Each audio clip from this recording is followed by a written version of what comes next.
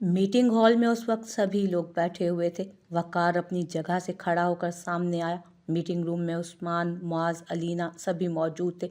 अलीज़े नहीं आई थी। हमारे पास डिज़ाइनर्स हैं, अभी तक तो उस पर काम शुरू भी हो चुका होगा। मिस अलीना, कितना काम हो गया है, ब्रीफ करें। वक़ार ने अलीना को कहा तो वो एकदम बौखलाई। सॉरी, फ़िलहाल इतना ज़्यादा काम तो नहीं हुआ, बस ड्रेसेस का मटेरियल ही तैयार हुआ है। वो खड़ी होकर बोली, व्हाट, इतने दिनों में सिर्फ इतना सा काम? वाह, मतलब यहाँ पर किसी को अपनी ज़िम्मेदारी का एहसास ही नहीं। अगर इतने दिनों में सिर्फ मटेरियल तैयार हुआ है तो 2 हफ्तों में कैसे ब्राइडल कलेक्शन मार्केट में आएगी? वक़ार उसकी बात सुनकर एकदम भड़का था। वक़ार, अपना ये अमेरिका वाला रोब वहीं रखो, यहाँ मेरे वर्कर से कोई इस तरह से बात नहीं कर सकता। और तुम इस तरह बिहेव मत करो जैसे तुम इस कंपनी के मालिक हो और हम सब तुम्हारे नौकर। एक डिज़ाइन देकर तुम हम पर एहसान नहीं कर रहे। उस्मान उसके अंदाज पर एकदम भड़का तो वक़ार को उसके अल्फाज बुरे लगे।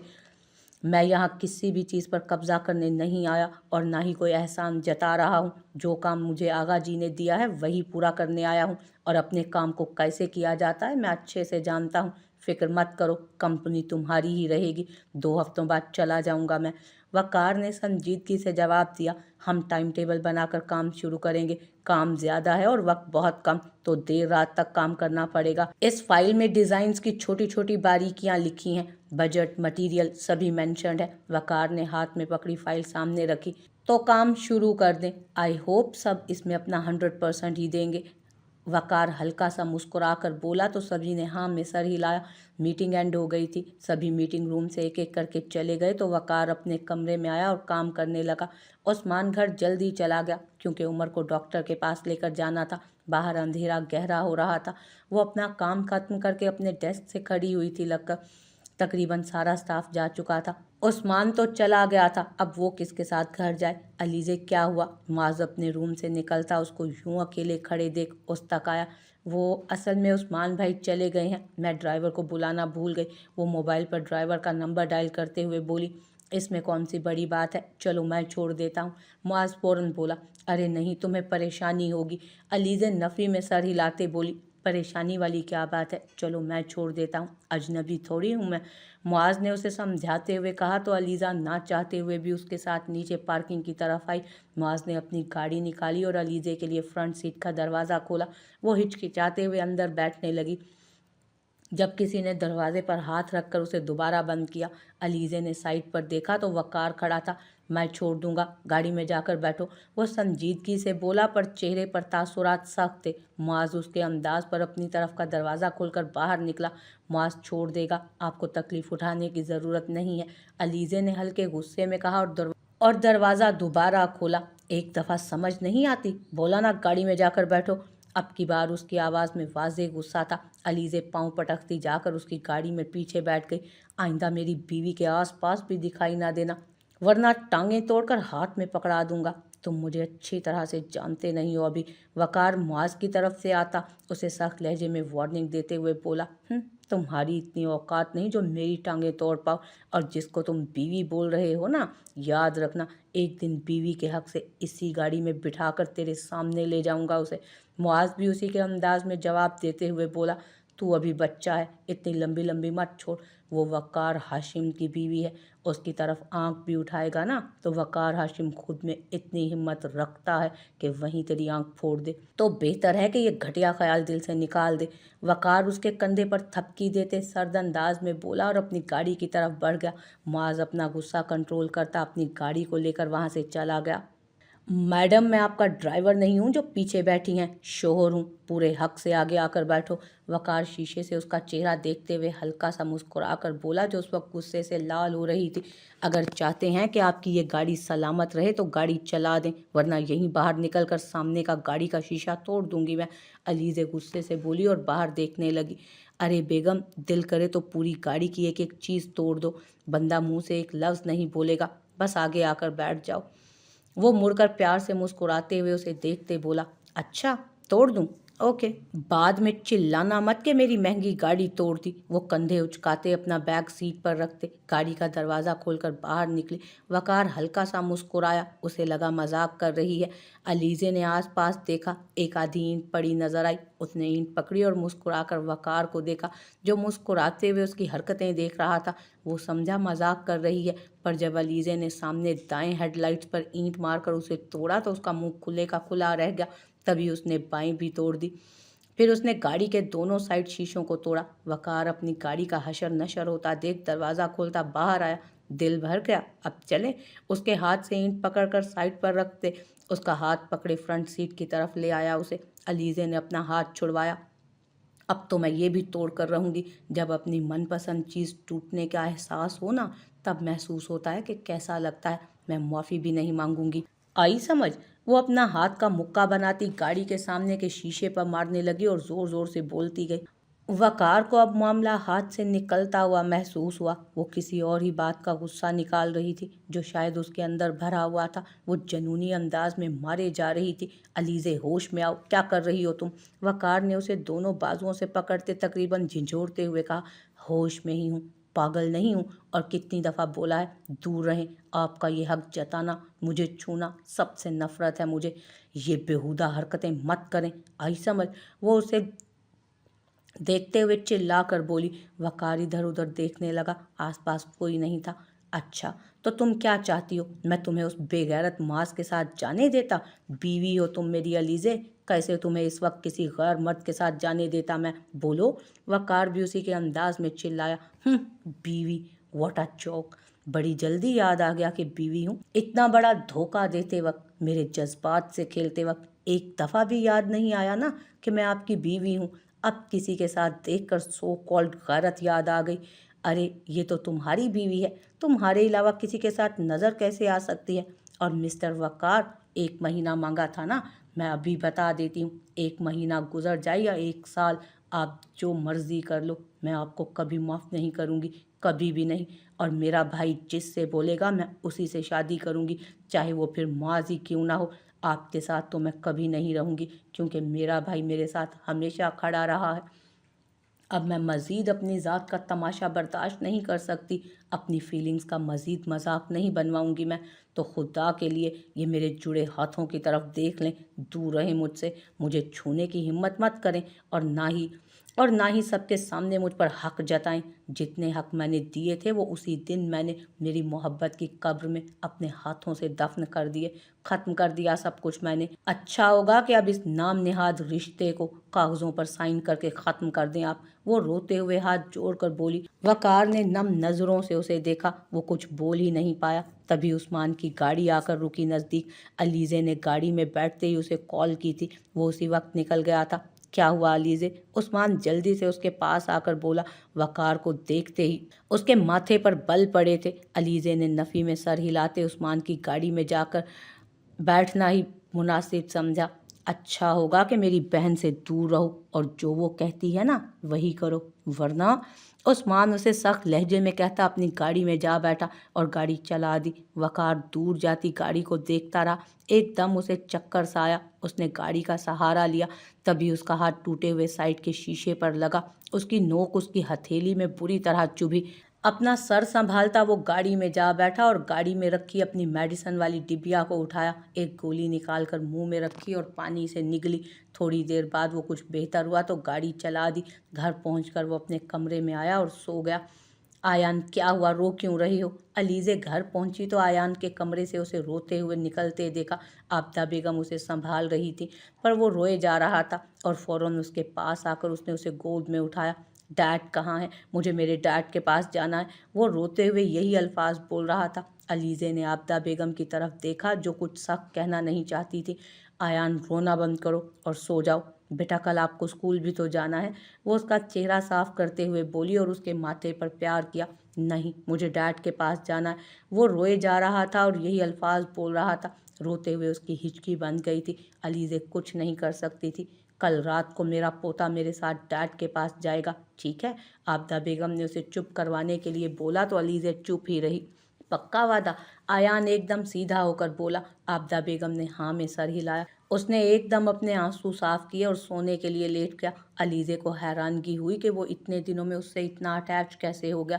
खून के रिश्ते ऐसे ही होते हैं, वक्त ज़्यादा नहीं चाहिए होता उन्हें। आयान को शुरू से ही एक बाप की कमी महसूस होती थी। वकार के आ जाने से वो कमी दूर हो गई और वो उससे अटैच हो गया। तुम दोनों के दरमियान जो भी झगड़ा है उसका बच्चों पर असर मत पड़ने दो, इसे मिलने दिया करो। वैसे भी 1 महीना ही है, ये मत सोचना कि मैं उसकी साइड ले रही हूँ। तुम मुझे उससे ज़्यादा अजीज़ हो। तुम दोनों जो फैसला करोगे मैं उसमें दखल अंदाजी नहीं करूँगी, पर तब तक आयान को उसके बाप की शफकत से महरूम मत करो। मिलने दो उसे, मत रोको। आबदा बेगम ने उसके सर पर प्यार देते हुए कहा और कमरे से निकल गई। सभी को लगता है कि मैं गलत कर रही हूँ, पर अगर तुम उनसे अटैच हो गए तो तुम्हें संभालना मेरे लिए मुश्किल हो जाएगा। अलीज़े आयान के सोए चेहरे को देखते हुए खुद से बोली और वहीं पास लेट गई। वकार ने पिछले 1 हफ्ते से अलीज़े को बिल्कुल भी तंग नहीं किया था, बस काम की बात करता। वो उस दिन से खामोश खामोश सा रहने लगा था। ऑफिस में जितने घंटे वो साथ होते वो हमेशा काम में मसरूफ़ नज़र आता। इस बात में कोई दो राय नहीं थी कि वो पूरी लगन से अपना काम करता था। उसी का नतीजा था कि अमेरिका में उसकी कंपनी इस मकाम पर थी। अभी भी वो ऑफिस के रूम में बैठा सामने फाइल्स फैलाए काम कर रहा था। ऑफिस की वॉल ग्लास की बनी हुई थी, उससे बाहर सब नज़र आ रहा था। अलीज़े ने अपने टेबल पर बैठे इधर उधर देखा तो उसकी नज़र सामने काम में डूबे वकार पर पड़ी। ब्लू पैंट कोट, जिसका कोट उसकी कुर्सी की बैक पर लटका था, बालों को सेट किए, आंखों पर नज़र के ग्लासेस लगाए, वो हाथ में पकड़ी बॉल पॉइंट को उंगली में घुमाए, माथे पर बल डाले फाइल पढ़ रहा था। अलीज़े यकटुक उसे देख रही थी, चाहते हुए भी वो नज़रें हटा नहीं पा रही थी। अलीज़े लंच में क्या खाओगी, सभी मंगवा रहे हैं। तभी माज की आवाज़ ने उसे उस मंजर के शहर से निकाला। वो चौंकी और उसकी तरफ मुड़ी। हाँ, कुछ भी मंगवा लो, वो खुद को संभालते हुए बोली। माज ने खाना ऑर्डर किया। ये सब कैसे हो सकता है, किसी को इस बारे में पता क्यों नहीं? वकार अपने सामने खुली फाइल्स को देखते हुए बोला। अभी अभी जो उसने पढ़ा था उसे पढ़कर वो बेहद परेशान हुआ था। वो फाइल को बंद करता उठ खड़ा हुआ, टेबल पर पड़ी गाड़ी की चाबी उठाई और मोबाइल से किसी बंदे को कॉल मिलाई। उसे थोड़ी ही देर में एक जगह मिलने का कहा। वो अपने कमरे से बाहर आया। सभी अपने अपने कामों में मसरूफ थे। वकार ने एक नज़र सबको देखा और चुपके से वहाँ से चला गया। अलीज़े ने उसका जाना नोट किया था। तलहा साहब अपने रेस्टोरेंट के ऑफिस में बैठे थे। उनके सामने 4 बॉडी बिल्डर्स आदमी बैठे थे। बता, हमारे पैसे कब वापस करेगा? उनमें से एक आदमी भारी आवाज़ में बोला। तलहा साहब ने जुबान तर की। 1 हफ्ते का वक्त दे दो, मैं दे दूंगा। तलहा साहब ने हिम्मत करके जवाब दिया। 1 हफ्ता? एक एक हफ्ता बोलकर 3 महीने गुजर गए। साले, अब ये तेरे पास आखिरी मौका है, वरना तू बहुत अच्छे से जानता है हमारे बॉस क्या करेंगे तेरे साथ। आई समझ? उसी आदमी ने तलहा साहब का कॉलर पकड़ते हुए कहा। तभी दरवाज़ा खोलकर वकार अंदर दाखिल हुआ। उसके हाथ में वही फाइल थी। सामने का मंजर देखकर वो फौरन आगे बढ़ा। ये क्या बदतमीजी है, छोड़ो इन्हें। उसने तलहा साहब का कॉलर उस आदमी से छुड़वाया। अबे ओ हीरो, दूर रह, वरना गोली चलाने में 1 सेकंड नहीं लगेगा। और तू 1 हफ्ते में सारे पैसे वापस कर, वरना यहीं तुझे आकर जिंदा गाड़ जाऊंगा। वो आदमी वार्निंग देते हुए बोला और अपने साथियों के साथ कमरे से बाहर निकल गया। उनके जाते ही तलहा साहब अपनी कुर्सी पर ढह से गए। चाचू, आप ठीक तो हैं? वकार जल्दी से पानी का ग्लास उन्हें पकड़ाते हुए बोला। ठीक हूँ, उन्होंने पानी पीते हुए कहा। चाचू, ये सब क्या हो रहा है? कौन थे ये लोग? कौन से पैसे वापस करने हैं? वकार को बिल्कुल समझ नहीं आ रहा था कि ये सब क्या हो रहा है। तलहा साहब ने शर्मिंदगी से उसे देखा और गर्दन झुका ली। चाचू, मैं कुछ पूछ रहा हूँ। चाचू, कहीं इसी वजह से तो आपने कंपनी के अकाउंट में 1.5 करोड़ रुपए नहीं निकाले? वकार कुर्सी घसीट कर उनके पास बैठते बोला। तुम्हें कैसे पता चला कि मैंने पैसे निकाले हैं? तलहा साहब ने उसके यूं अचानक सवाल पर पलट कर कहा। आज मैं कंपनी के फाइनेंशियल स्टेटस के बारे में सब देख रहा था। वहीं एक फाइल में 1 करोड़ रुपए निकाले जाने वाला स्टेटमेंट पढ़ा। मुझे नहीं लगता कि उसे पहले किसी ने पढ़ा होगा, और आते वक्त मैं कंपनी के वकील से मिलकर आया हूँ। उसी ने आपका नाम लिया। अब आप खुद सब सच बता दें, ये सब क्यों किया? उसकी बात सुनकर तलहा साहब ने अपना सर हाथों पर गिराया और रोने लगे। चाचू यार, क्या हो गया है? बताएं ना, क्या बात है? हो सकता है मैं आपकी मदद कर सकूं। हो सकता है मैं आपकी मदद कर सकूं। वकार ने उनके कंधे पर हाथ रखते उन्हें चुप कराने की कोशिश की। तलहा साहब सीधे हुए और टिश्यू से अपना चेहरा साफ किया। 2 साल पहले मैं बंटी नामी आदमी से मिला था। वो अपने इलाके का जाना माना बदमाश था। बहुत से नाजायज़ काम वो आसानी से करवा देता। तब मेरे रेस्टोरेंट्स में फाइनेंशियली बहुत मसाइल थे, एकदम बंद होने वाला था। मैं ये बात अब्बा को नहीं बता सकता था घर में, क्योंकि फैमिली बिजनेस को छोड़कर मैंने अपने शौक के तहत सबसे लड़कर रेस्टोरेंट खोला था, जो पहले तो बहुत अच्छा चल रहा था। फिर अचानक मुश्किलात आना शुरू हुई। दोस्तों से अगर पैसा मांगता तो कभी ना कभी अब्बा को पता चल ही जाता। अगर अब्बा को सब बताता तो वो बंद करने का ही कहते। तभी मेरी मुलाकात बंटी से हुई। उसने मुझे तब 1.5 करोड़ दिए। उन्हीं पैसों को काम में लगाकर मैंने दोबारा रेस्टोरेंट खड़ा किया। बहुत अच्छा तो नहीं, रेस्टोरेंट ठीक ठाक चलने लगा। 1 साल गुजर गया। मैं आहिस्ता आहिस्ता पैसे उतारता गया। फिर अचानक उसने दबाव डालना शुरू कर दिया। तब 1 करोड़ उतारने वाला रहता था। तब मैंने वकील के साथ और बैंक के बंदे को, जिसे मैं जानता था, उसके साथ मिलकर 50 लाख निकलवाए और उसे दिए।